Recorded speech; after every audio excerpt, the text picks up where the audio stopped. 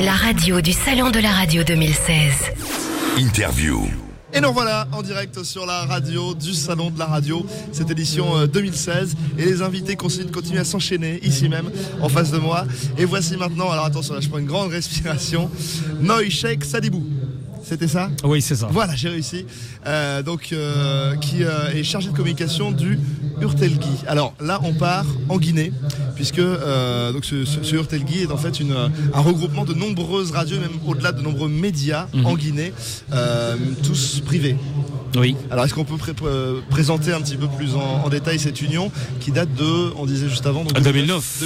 Oui. Est-ce qu'on peut présenter un petit peu ? Alors, merci d'abord pour cette opportunité que vous m'offrez pour s'exprimer sur cette radio, la radio du Salon de la Radio, pour parler de l'union des radios et télévisions libres de Guinée, l'Urtelgui, et qui a été créé donc en 2009 et qui regroupe en son sein à ce jour 42 radios privées et 5 télévisions. Ça vous fait 47 médias qui sont donc au niveau de cette structure. C'est vrai que chacune de ces radios et chacune de ces télévisions a sa grille de programmes. Les diffusions ne sont pas les mêmes, d'autant plus que certaines sont communautaires, d'autres sont généralistes ou commerciales. Mais ce qu'il faut retenir ici, c'est que, comme on le dit, l'union fait la force. On s'est dit à un moment donné, il faudrait que toutes les radios soient donc réunies au sein d'une structure pour éviter certains dérapages, pour faire face à certains grands événements, notamment la présidentielle ou les présidentielles d'ailleurs que nous avons eu à couvrir en 2010, parce que vous n'êtes pas sans savoir que cette union a été créée, je rappelle, donc en 2009. Et en 2010, la première expérience de la synergie des radios que nous avons organisées donc sur le réseau synchronisé de ces 40 radios et quelques. En ce moment, il n'y avait pas 42. C'est après qu'il y ait d'autres crises, ça s'est élargi, des télévisions. Première expérience, donc premier tour et deuxième tour de l'élection présidentielle de 2010. Et on a eu organisé aussi la synergie de ces radios à l'occasion des élections législatives de 2013. Et tout dernièrement, la 4e expérience a été l'organisation de l'élection présidentielle de 2015, le 11 octobre dernier. Une fois encore, pour éviter que les radios arrivent à diffuser de façon différemment le déroulement du scrutin. Donc on les invite, toutes les radios et télévisions membres, à unir leurs forces sur un réseau synchronisé pour qu'il y ait le seul programme, la seule diffusion, la seule couverture, interview, table ronde, et reportage avec des journalistes, bien sûr, que nous avons identifié à chaque synergie.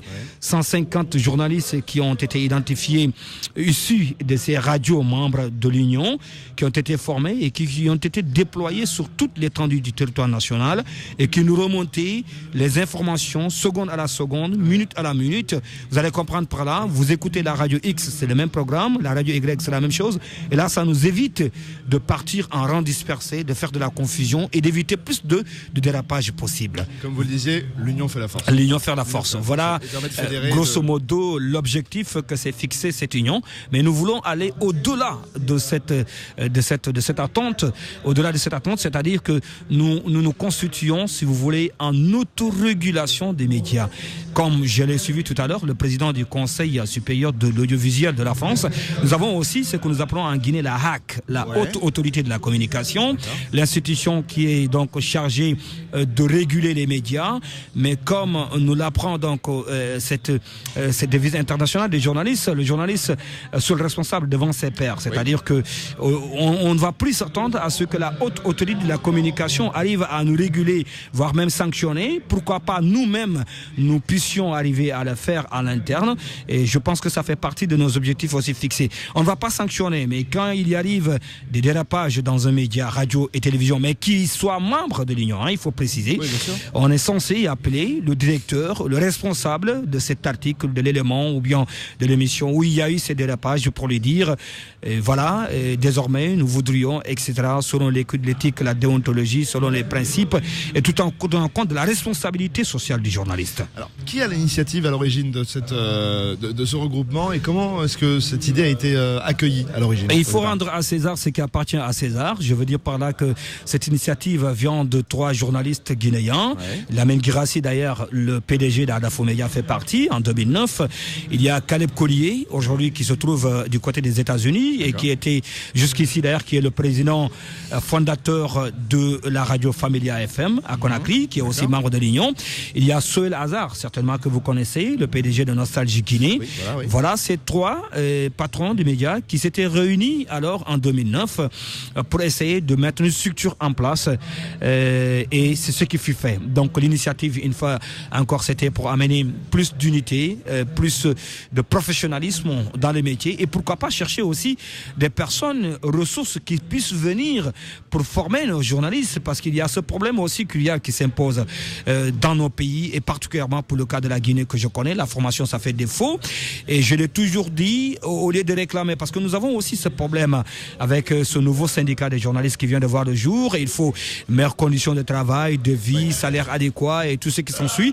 Et moi j'ai dit que si vous êtes bien formé, vous n'avez pas besoin de réclamer tout ce que vous réclamez. Si vous êtes formé, on va venir vers vous. C'est nous-mêmes qui allons vous caresser et vous demander de venir et conséquemment, au retour, vous aurez aussi un bon traitement. Donc, il faut vous atteler à vous former et à ce sujet, nous faisions toujours importer des gens qui viennent de l'Europe et notamment de la France pour former nos journalistes.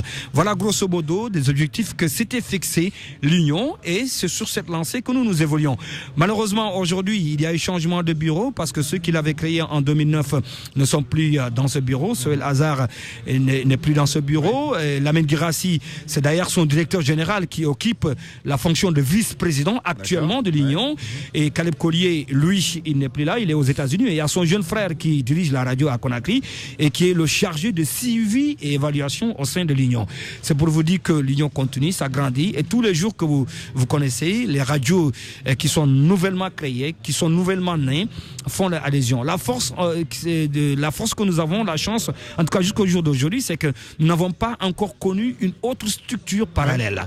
Donc toutes les radios, toutes les télévisions privées qui vont naître vont naturellement faire leur adhésion au sein de l'Union des radios et télévisions libres de Guinée. Actuellement, est-ce qu'il y a encore des... Alors on ne va pas parler des télés, mais en tout cas des radios. Est-ce qu'il existe encore des radios ou encore beaucoup de radios indépendantes privées en Guinée qui n'adhèrent pas à... qui ne nous ont pas rejoints en tout cas? Bon, à ma connaissance, non, il n'y en a pas. Il y a des radios qui sont, peut-être que Chéri FM, TATV, qui nous a servi même d'ailleurs de local pour la toute dernière synergie. Leur patron Chantal Cole qui avait sollicité de faire son entrée. Je pense que c'est en bonne voie parce qu'il y a toute une procédure quand même pour être reçu au sein de l'Union. Je pense que c'est ça qui reste. Il y avait une autre nouvelle radio aussi, 7 sur 7. Il y a une autre radio, GPP-FM, ça c'est en province, à l'Abbé. Et je pense tous les 3 qui sont dans la phase, disons, d'intégrer cette union. Mais ce n'est qu'une question de jour pour que cela. Je ne pense pas qu'il y ait présentement en Guinée une radio ou une télévision privée qui ne soit pas soit au sein de l'union déjà ou qui ne soit pas sur le point d'adhérer à cette union. D'accord. Et alors justement, quelles sont les conditions pour adhérer à cette union Les conditions, c'est très simple. Nous demandons d'abord 1 million 500 francs guinéens. Voilà, 1 million, ça c'est pour la cotisation annuelle. Et il faut ravitailler la caisse. Et 500 000, ça c'est juste la caution. Ça vous fait les 1 500 000. 1 500 000, naturellement, il y a des papiers à fournir, notamment il faut avoir la licence, et il faut avoir l'agrément qui est délivré par le ministère de la Communication de la Guinée. Et il faut avoir aussi une fiche qui est donnée par l'ARPT. L'ARPT, c'est l'autorité de régulation des postes et télécommunications de la Guinée. Et si vous avez ces 3 papiers-là, plus une demande manuscrite et la caution de 500 000 et cotisation annuelle 1 million, le tout réuni, je pense qu'il n'y a pas de quoi que l'Union puisse ne pas vous accepter. Et alors, qu'est-ce qui pourrait potentiellement faire que l'Union souhaite justement se séparer de vous? Est-ce qu'il y a des fautes à ne pas Oui, commettre? et comme toute organisation, nous sommes régis par des textes. Nous sommes régis par des textes. Il y a un règlement intérieur. Et dans ce règlement intérieur, vous trouverez naturellement, quand la personne aura fauté, comme nous l'avons dit tout à l'heure, je vous ai donné un exemple, nous nous constituons en agent d'autorégulation. Oui. Et quand, par exemple, une radio arrive ou une télévision arrive à fauter, à faire un dérapage, nous essayons de réparer. Nous appelons la personne concernée, voire même son directeur de publication, pour les faire revenir à la raison. Et quand ça se fait une fois, deux fois, trois fois, je pense qu'il y a des sanctions qui s'imposent. Il y a avertissement, il y a blâme, jusqu'à exclusion. Ça existe. Et ça, ce sont les textes qui régissent cette union qui parle. Donc, il n'est pas dit que parce que vous vous acquittez de votre cotisation annuelle, de votre caution, ou bien vous avez rempli toutes les conditions d'adhésion, que vous ne serez pas un jour expulsé de l'association. Loin s'en faut. Il faut respecter les textes qui régissent l'union. Faute de quoi, je pense que la personne, ou disons le média, parce que je rappelle que l'union ne regroupe pas des personnes physiques, mais plutôt des personnes morales. Ce sont les radios et les télévisions qui sont membres, et non pas les directeurs et PDG. Donc, s'il en est question, je ne pense pas qu'il n'y ait pas lieu d'exclure purement et simplement le média concerné. D'accord, très bien. Donc Noy Cheikh Sadibou, qui est donc chargé de com de l'Urtelgui en Guinée. C'est cette belle initiative qui travaille à réguler, à auto-réguler, donc pourquoi pas par la suite, et à donner un cadre. Ça fait partie de nos objectifs. Voilà. De nos objectifs. Et je rappelle que je suis aussi le directeur général d'une des radios, la radio Fotengol FM. J'allais vous demander justement, voilà, quelles sont qui émet sur la 102.9.